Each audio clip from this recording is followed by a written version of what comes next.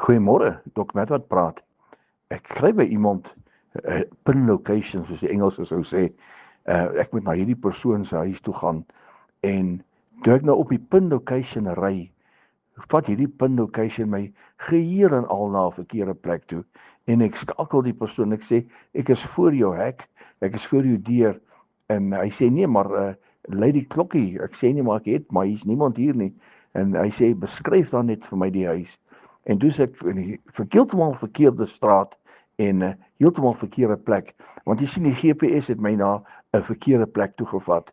En nee ja, terwyl ek nou oor dit dink, toe besef ek partykeer luister ons nie altyd na die stem van die Here nie en hy wil hê ons moet sekere dinge goeders doen sy wil, sy manier.